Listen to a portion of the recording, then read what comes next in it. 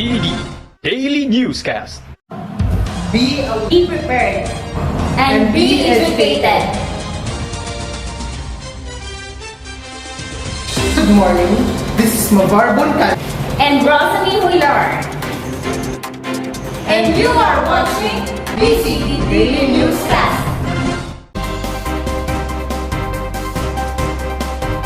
Here are some issues that hindrances to education. Consider those challenges children are currently facing in education. Education is important. It is the key to success in the future and to have many opportunities in our life. However, there are issues existing that halt the growth. Can we provide equal quality of education?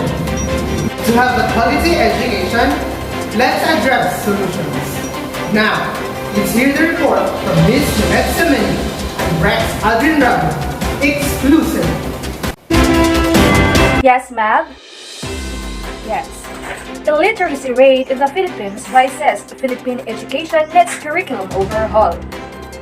During the rise of the pandemic, there has been a common acknowledgement that the quality of our education system is quite low. Representative Joey Salceda, chairman of the House Committee on Ways and Means, vowed to revive calls for an overhaul of the country's curriculum with a focus on functional skills, critical thinking skills, and good citizenship. The Department of Education needs to initiate what a key official of the House of Representatives described as a curriculum overhaul. After the World Bank reported that 80% of Filipino children suffer from literacy problems, and thus it is very alarming. According to the World Bank, only 10 to 22% of grade 4, grade 5, and grade 9 students in the Philippines posted scores at or above minimum proficiency when they conducted tests across the 3 global assessments. The lack of usable skills, especially in the hyper-competitive global economy, is a life sentence to poverty. We can't let this pass noting that the problem is fundamental, Salceda said. As a former National Economic and Development Authority chief, he added that our learners are stunted and undernourished. Our learning materials are substandard and curriculum is impractical. Our teachers are overworked and schools are under-equipped. These were the problems we sought to solve with a comprehensive education reform agenda. Salceda said, citing his bills on universal school meals, an overhaul of the K-12 system, and a renewed focus on technical and vocational skills and improved school facilities. If the curriculum is overhauled into a better version, the literacy rate will increase and high-quality education will be achieved. It leads learners to be globally competitive, which will result to country's development as well as the whole world. This is Jeanette Semeni reporting, Stokestad 3A. One of the challenges that we are facing is that teachers do not have the capacity that is needed currently to be able to support children's learning. As we all know, teacher composition is a very important factor in quality education. The math is simple. If you have good teachers, then you are likely to have quality education. If you don't have good teachers, then you are unlikely to achieve them. So, one problem is the teacher quality, which of course needs teacher training for them to be supported, because recently in the Philippines, especially in most private schools, we have so many teachers and some of these teachers do not have a teaching background. Corruption may not be totally eradicated where it exists. However, those who are involved in taking money from job seekers in order to get them teaching jobs should be punished. This will curtail the infiltration of the teaching profession with unqualified teachers. This is also a problem, especially in places where jobs are hard to get. So, those in places of authority will prefer to employ their relatives and friends. Their qualification for the job will now be emphasized. This should be avoided, and the problem of unqualified teachers will be resolved. There should be a rigorous screening exercises when students are to be registered for teacher training. Sometimes students don't get admission to study the course of their choice. They are forced to accept a course in education. In such cases, the student is not likely to perform well in the field. Therefore, students should be admitted based on their interests to become teachers. Having looked at how unqualified teachers are produced, it is important to provide help for them. Some of them are victims of circumstances and would want to do better. We should equally know that the way to stop the production of unqualified teachers is to stop the production of unqualified teachers. This means that unqualified teachers will always reproduce their kinds. teacher training institutions should admit only people with good performance. If the identified problems are resolved, certainly the problem of unqualified teachers will no longer be a problem in educational performance. Now, let's mesmerize for another solution report given from Gerald and Giuliano. Please give us an update. Good day, everyone. I am Gerald, and today I will be reporting on the issue in lacking of facilities and teacher shortage here in the Philippines. So, the most basic needs so that classes can be conducted are classrooms, chairs, and teachers.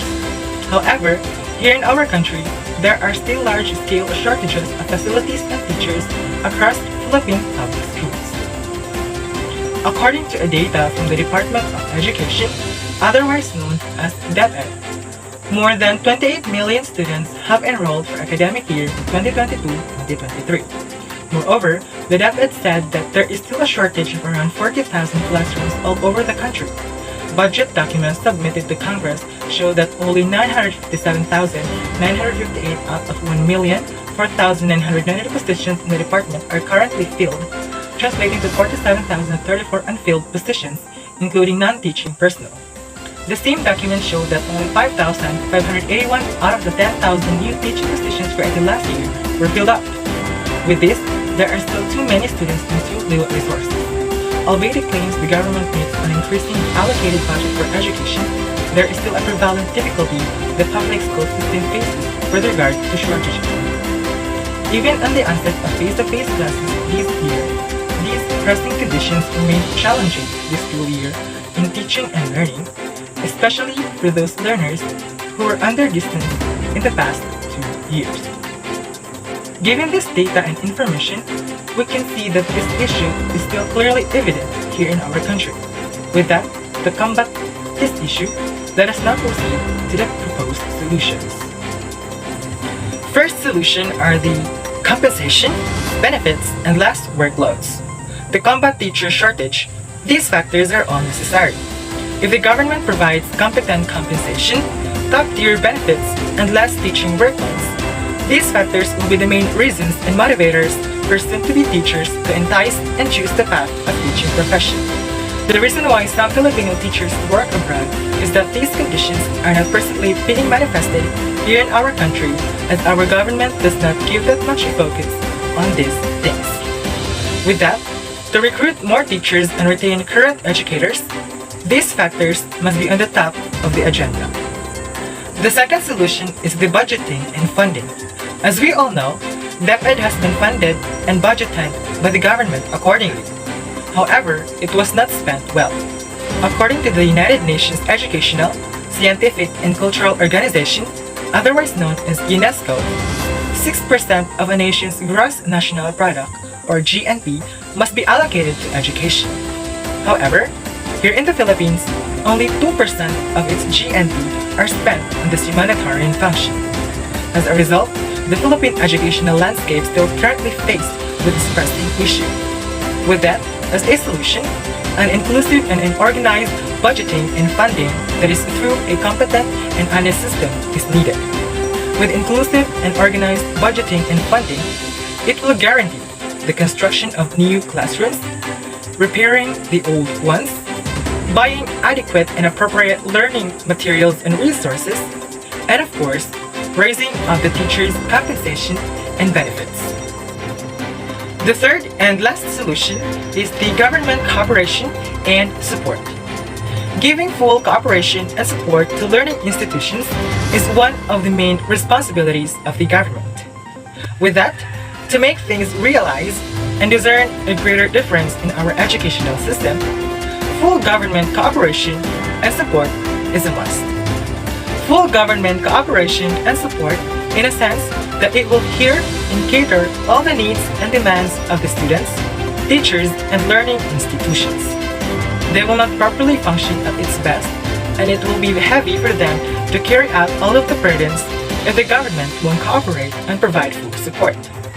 Thus, it really is a must.